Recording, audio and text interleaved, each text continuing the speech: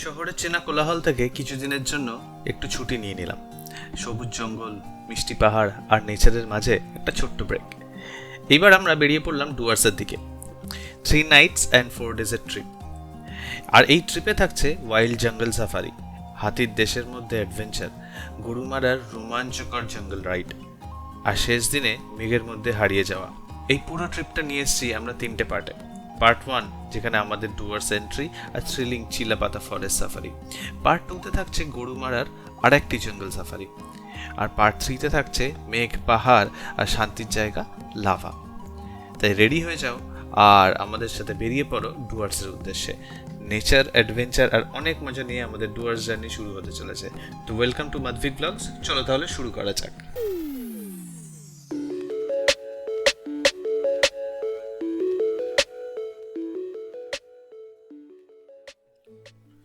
আজকে রাতে আমরা বেরোবো ডুয়ার্সের উদ্দেশ্যে। প্রথমে আমাদের যেতে হবে শিয়ালদা স্টেশন, তাই বুক করে নিলাম যাত্রী সাথী, কলকাতা আর তার নিজের ট্যাক্সি সার্ভিস। কিছুক্ষণের মধ্যেই আমরা পৌঁছে গেলাম শিয়ালদা স্টেশনে। রাতের স্টেশনের ভাইবটাই আলাদা, লোকজন, লাগেজ, ট্রেনের আওয়াজ, ট্রাভেল মোডটা পুরো অন হয়ে গেল। আজকে আমরা যাচ্ছি কাঞ্চনকন্যা এক্সপ্রেস দিয়ে। ট্রেনটা ছাড়বে রাত 8:30টায় আর আমাদের ছিল থার্ড এসি কোচ। টিকিট পড়েছিল প্রায় পার হেড 980 টাকা করে। আর ট্রেনের মধ্যেই আমাদের সাথে দেখা করতে চলে এসেছে পাপাই। এরা সবাই চা খাওয়া নিয়েছে। আমাদের চলে উঠে পড়েছি। ট্রেনটা 1 ঘন্টা আগে দিয়ে দিয়েছে কাঞ্চনকন্যা এক্সপ্রেস। উঠে বসে আছি। ভালো কথা হলো ট্রেনটা একদম ঠিক টাইমেই ছেড়েছে। এই ট্রিপে আমার সাথে রয়েছে আমার পাপা আর মাম, তাই পুরো জার্নিটা আরও স্পেশাল হয়ে গেল। ট্রেন ছাড়ার সাথে সাথে স্টার্ট হলো আমাদের ডিনার সেরে নেওয়ার পালা। আজকের ডিনার সিম্পল কিন্তু দারুণ, পরোটা আর চিলি চিকেন। ট্রেনে বসে বসে এইরকম ডিনারের মজাটাই আলাদা। জার্নির সাথে সাথে এক্সাইটমেন্টটাও বাড়তে থাকে। খাওয়া দাওয়া শেষ করে এবার বেড রেডি করার পালা। কারোর সিট আপার বার্থ, কারোর মিডল বার্থ, তো ঘুমিয়ে পড়তে হবে এবার। আমরা শুয়ে পড়েছি এখন, বিছানা রেডি করে। সবাই হচ্ছে, আমি ওপরে উঠলাম, মিষ্টি আছে এখানে,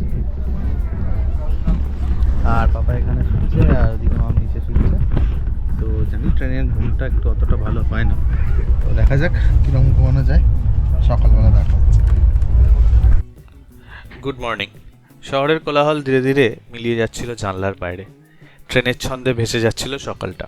গন্তব্য আমাদের নিউমাল জাংশন রেলওয়ে স্টেশন। নির্ধারিত সময়ের থেকে প্রায় আধ ঘন্টা দেরিতে সকাল প্রায় 10টার সময় পৌঁছালাম আমরা নিউমাল জংশনে। ততক্ষণে শহরের গতি থেমে গেছে, বদলে গেছে বাতাসের গন্ধ, একটু বেশি স্বচ্ছ আর একটু বেশি সবুজ।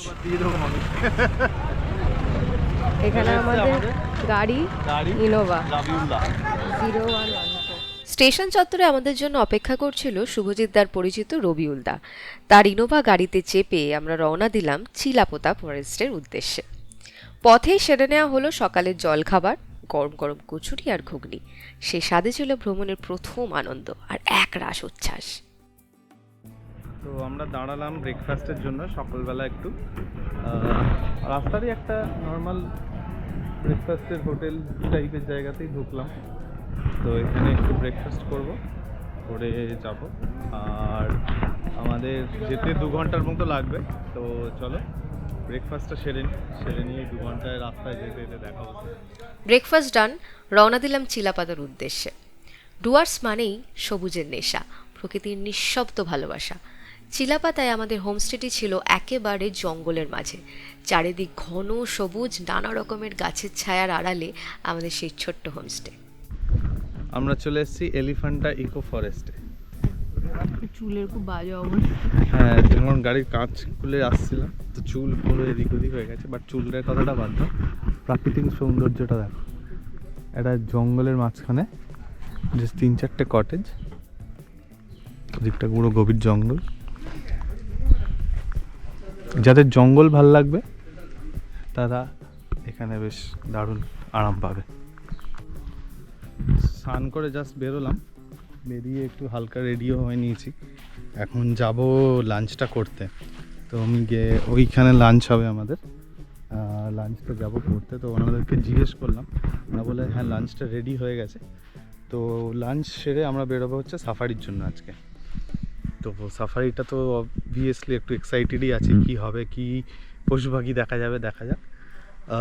যাই লাঞ্চটা সেরে নিই। আচ্ছা, লাঞ্চটা সারার আগে বলে দিই, আমরা এসে উঠেছি হচ্ছে Elephanta eco homestay. Elephanta eco homestay, নাম্বারটা তোমাদের দেখিয়ে দিই।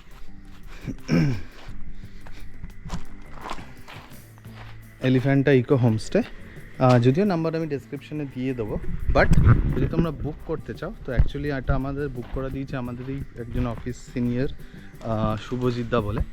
তো নর্থ বেঙ্গলে সব জায়গার ট্যুর উনিই করান, আর খুব ফ্রেন্ডলি, আর ভালো ভালো রিসর্ট দেন। এটা হচ্ছে মেন আকর্ষণ হচ্ছে ভালো ভালো রিসর্ট দেন। তো আমি অবভিয়াসলি ওনার নাম্বারও দিয়ে দেবো, তোমরা যদি কেউ আসতে চাও নির্দ্বিধায় ফোন করে বুক করে চলে আসো, কোনো চাপ নেই। থ্রু আউট দ্য ট্যুর কোনো কিছু এক্সট্রা হেডেক নিতে হবে না। তো চলো এখন যাই, গিয়ে লাঞ্চটা করে নিই, লাঞ্চটা দেখাই কী দেয় এখানকার রিসর্টের খাবার দাবার। তো তারপর দেখা হচ্ছে আমাদের সাফারিতে। আচ্ছা, ওই দিকটা হচ্ছে জঙ্গল। একটা জিনিস বলে রাখি, প্রত্যেকটা রিসর্টই এরকম ইলেকট্রিক ফেন্স দিয়ে সিকিওর করা আছে, যাতে বন্য পশু পাখিরা না ঢুকে আসতে পারে। পুরো থ্রু আউট দ্য প্রপার্টি এই ফেন্সিং করা আছে, এরকম বাইরে দিক দিয়ে একটা আউটস্কার্ট করে আউটার ওয়াল টাইপের বানানো আছে। তো চাই এখানে খাওয়া দাওয়া করে নিই এখন। এটা হচ্ছে আমাদের খাবার দুপুরের, ভাত, বেগুন ভাজা, বাঁধাকপি, আলু আর ওটা কী বলে, পেঁয়াজকলি ভাজা, স্যালাড, ওখানে আছে ডাল, পাঁপড়। আবার চাটনি, পাঁপড়, মিষ্টি, কাতলার নাম পান্তুয়াটা প্রচণ্ড লোভনীয়। আমরা সাফারির জন্য রেডি, বেরোচ্ছি এখন। দেখা যাক হাতি বা কিছু দেখা যাক। আমরা উঠে পড়েছি, চলে এসছে আমাদের জিপসিতে করে স্টার্ট করলাম আমাদের সাফারি। একটা আনচার্টেড টাইপের ফিলিং আছে। সামনে আছে বাইসান। কি ওয়াচটা কি হয়েছে? হাতি ফেলে দিয়ে গেছে ওই গাছটা হাতি ফেলে দিয়ে গেছে। দুধারে জঙ্গল, জঙ্গলে ঢাকা অপূর্ব সুন্দর রাস্তা। আমরা চলেছি জঙ্গলের গভীর থেকে গভীরতম জায়গা।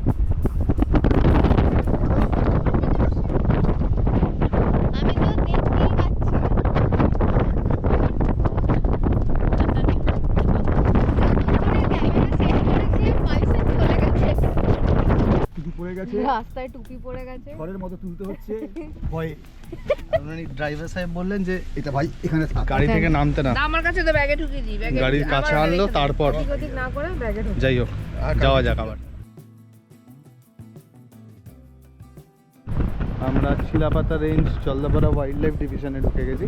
এখানে আমাদের পাস রেডি করতে হবে, তারপর অ্যাকচুয়াল সাফারিটা স্টার্ট হবে। Chilapata range Jaldapara wild life division. তো এইখানে আমরা এন্ট্রি করাতে হবে এসে, যে কোনো আইডি কার্ড দিয়ে, যে কোনো গভর্নমেন্ট আইডি কার্ড দিয়ে এন্ট্রি করাতে হবে। এন্ট্রি করানোর পর আমাদেরকে ঢুকতে হবে মেন জঙ্গলের ভেতরে। তো এন্ট্রি করিয়ে নিলাম, driving licence, voter ID card, Aadhaar card, যে কোনো একটা দিলেই হবে। এন্ট্রি হয়ে গেছে, এখন যাবো আমরা ভেতরে। ময়ূর ডাকছে, ময়ূর ডাকলো। বেশ ভালোই এক্সাইটিং লাগছে জঙ্গলের মধ্যে দিয়ে দেখি। এই আমাদের ক্যামেরাম্যান। আমি দাদার অভাবটা খুব অনুভব করছি, কারণ আমার পার্টনারের খুব দরকার ছিল। দাদা বাড়িতে বসে আছে, ভীষণ দরকার ছিল এই মানুষটাকে। কি দেখেছিস কটাই এতক্ষণ ধরে?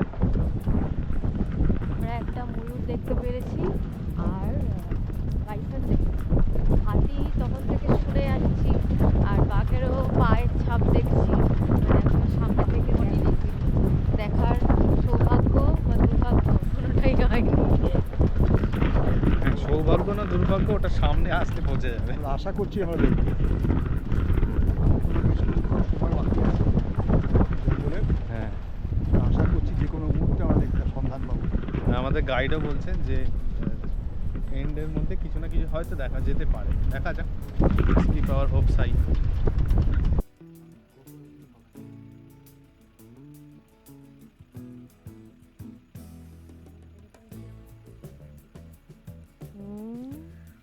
বনমোরগ, তিতির, কোকিলের ডাক, দূরে ময়ূরের আওয়াজ আর মাঝে মাঝে হর্নবিলের ডানা ঝাপটানোর শব্দ, পুরো পরিবেশটা যেন এক জীবন্ত সিম্ফনি। সত্যজিৎ রায় বলেছিলেন, প্রকৃতির কাছে গেলে মানুষ নিজের কাছে ফিরে আসে। হয়তো সেই জন্যেই ডুয়ার্স এলেই মনটা একটু অন্যরকম হয়ে যায়। তো এভাবেই চলছে আমাদের ডুয়ার্সের সফরের প্রথম দিন, সবুজের আলিঙ্গনে, পাখির কলতানে আর শহুরে ক্লান্তি ভুলে নতুন এক প্রশান্তির পথে। দেখা মিলল এক বাইসনের, বিশাল শরীর, শান্ত, কিন্তু কখন যে খেপে উঠবে কেউ জানে না। ওই যে বাইসন আছে একটা, একটা পয়েন্ট আছে ওয়াচ টাওয়ার ওখানে, সামনে একটা ময়ূর আছে। মেলানো অনেক পাওয়া যায় ওখানে, আজকে সম্ভব পেতে পারে। বাহ, তুলছি আস্তে।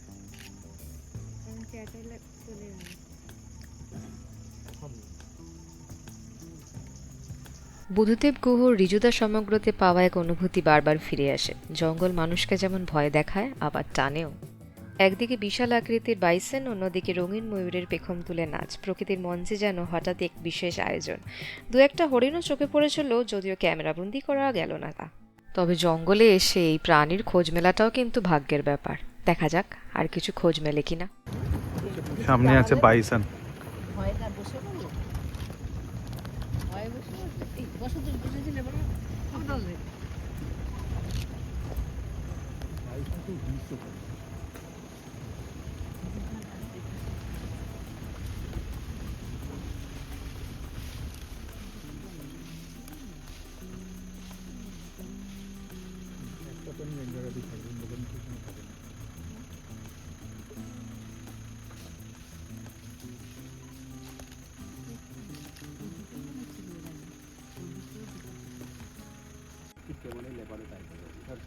লেপার্ডে নখ ঘষেছে, যেমন বিড়ালরা করে না, আমাদের বাড়ির বিড়ালটা এরকম লেপার্ডের গাছে নখ ঘষে গেছে।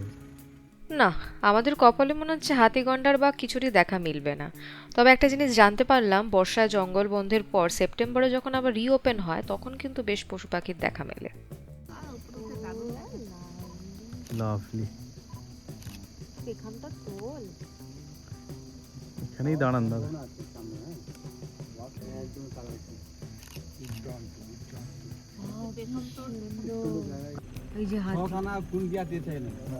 কি ব্যাপারটা, কুনকি হাতি হচ্ছে পোষ মানানো হাতি। ফরেস্ট ডিপার্টমেন্টের একটা পোষা হাতি, যে পোষা হাতি কোচিং মানে কোচিং করার জন্য বা এনিমেল নিজেদের মধ্যে ফাইট হয়ে ইনজার্ড হয়। হাতি মেরে সাথী, তাদের নিয়ে না আমাদের একটু সময় থাকে। ওই যে গাছটা আছে তার একটু আগে দেখেন, ওই যে ময়ূর, যদিও কিছুই দেখা যাচ্ছে না, আমি নিজের চোখে দেখি।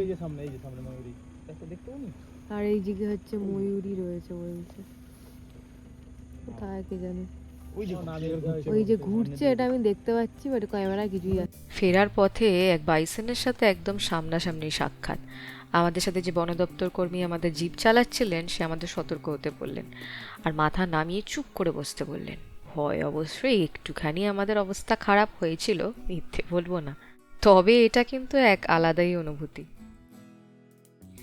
আমাদের হোমস্টেটার পাশেই একটা বন দপ্তর কর্মীদের বাসস্থান ছিল। তো ওখানে না দুটো এরকম কুমকি হাতি, যেটা বন দপ্তরের কাজে লাগে, সেইগুলোই এখানে বাঁধে রাখা ছিল। আর আমরা সুযোগ বুঝে খালি যাচ্ছিলাম একবার করে কুমকি হাতি দেখতে, দূর থেকে গিয়ে একটু ছবি টবি তুলে চলে আসছিলাম। ওরা আবার বকাও দিচ্ছিল যে সামনে আসবেন না, কারণ কি কখন কি করে ফেলে, ওদের সাথে আলাদা ওদের চেনাশোনা রয়েছে, আর অচেনা লোক আসলে কি ওরা বুঝবে।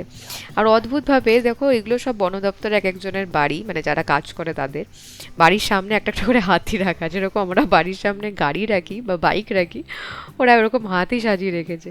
কি অদ্ভুত, দারুণ মজা করেছি। আর ওখানে পাড়ার কত কিছু বাচ্চা ছিল, ওদের পাল্লায় পড়ে আমরাও লুকিয়ে লুকিয়ে ভেতরে ঢুকেছিলাম দেখার জন্য। বন দপ্তরের একজন লোক খুব রেগে গেছিলেন আমাদের ওপর। যাই হোক, মজা তো হয়েছে।